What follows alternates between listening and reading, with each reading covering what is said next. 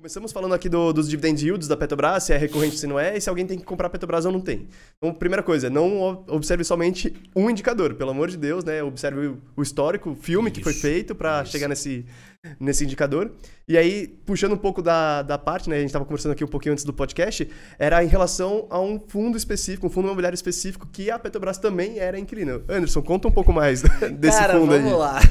Esse fundo é bacana porque a gente tem um monte de lição que a gente pode tirar desse cara. É o XPCM11, né? Eu trabalhei em Macaé, né? Pra quem não sabe, Macaé é uma cidade do interior do estado do Rio. É a capital nacional do petróleo, né? Então a Petrobras, ela tinha alguns postos de trabalho. Eu trabalhava na base de Imbetiba, tá? E o imóvel do XPCM era o edifício Novo Cavaleiros, o EDINC. E aí chegou um belo dia, isso foi, se eu não me engano, junho, julho de 2019, eu já tinha 1 ano e meio de companhia. E aí a Petrobras soltou um divulgamento interno, né? Fez uma divulgação interna, falando, olha, a gente vai entregar o espaço do Novo Cavaleiros e tudo mais. E aí, cara, nessa época, XPCM tava na casa de 100, 102. Mano, o fundo veio caindo vertiginosamente para R$50. Porque, imagina, um fundo monoativo, para quem não sabe, fundo monoativo é um fundo que só tem um único imóvel. Que no caso era esse prédio. Que era esse prédio, no interior do estado do Rio, uma cidade altamente nichada para petróleo, capital nacional do petróleo. Exato. E só tinha um inquilino. E aí, o único inquilino desse imóvel falou que, ó, vai dar dezembro de 2020, eu vou sair daqui. Cara, o mercado levou isso ao nível de pânico Quebrou absurdo. o contrato ou... Foi foi rescisão. O contrato vencia em 2023. Só que como a Petrobras ela tá nesse movimento de vender muito das plataformas da Bacia de Campos, ela tá enxugando postos de trabalho.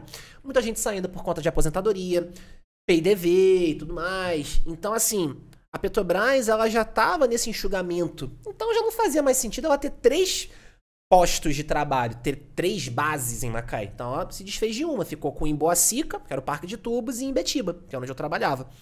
Então, cara, você vê, né? Um imóvel, um inquilino, o inquilino foi, ó, vou sair. E aí o mercado levou isso para pânico geral.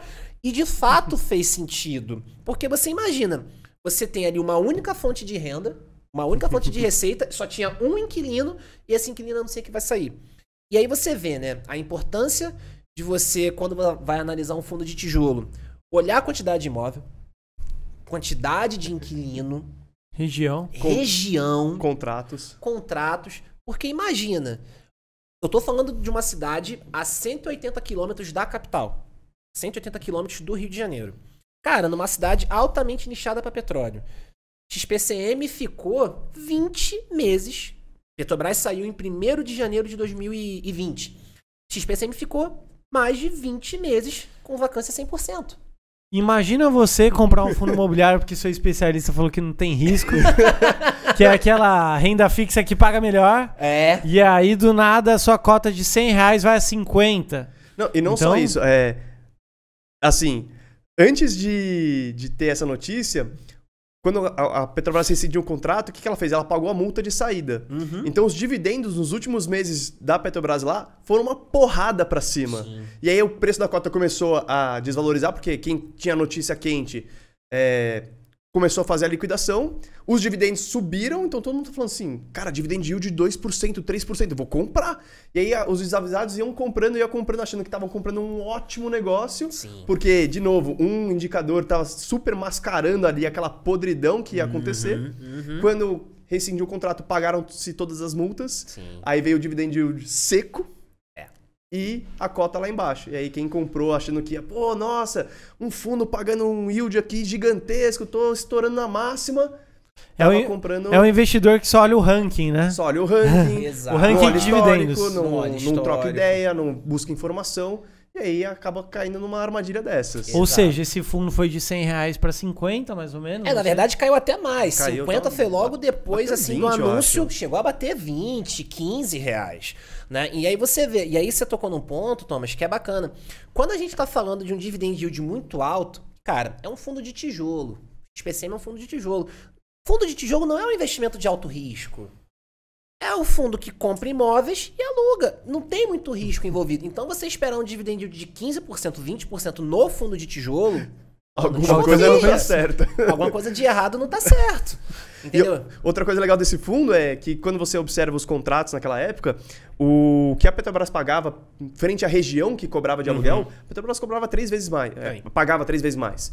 Então, um outro problema foi quando a Petrobras saiu e o fundo teve que ir na área que ele estava ali, o único ativo, né, estava ali alocado, ele precisava fazer uma marcação ao mercado dos aluguéis na região. E como a própria Petrobras e toda a região petrolífera estava ali indo pro beleléu, todo mundo tava começando a cobrar mais barato, porque ficou guerra de preços. Sim. Ou seja, a gente sabia que a Petrobras, o fundo não ia conseguir nenhum inquilino que pagasse tão bem quanto a Petrobras. Então, ali, logo de cara, além de perder o inquilino, ia perder facilmente, na melhor hipótese, o faturamento.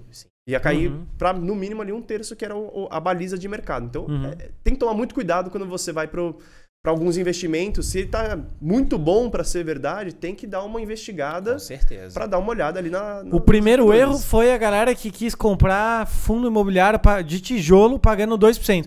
E o segundo deve ter sido a galera que olhou o PVP ali de graça. Acho que não. Acho que o primeiro erro foi, cara, comprar um fundo mono, que é mono-inquilino, mono... Perfeito. Exato. Não, perfeito. Esse foi o princípio. Esse foi Perfeito. o principal erro. Perfeito. Porque, cara, eu sou da... Você tem que diversificar. Aí você compra um imóvel que é para você diversificar seu portfólio e você coloca um mono-inquilino num mono-ativo. É a mesma coisa que você pegar seu dinheiro e comprar um apartamento. Só um apartamento. Seu patrimônio fica travado. Isso. E se você não consegue colocar um inquilino lá, você tá tomando prejuízo mês a mês, porque você tem que pagar condomínio, todos os custos, blá, blá, blá.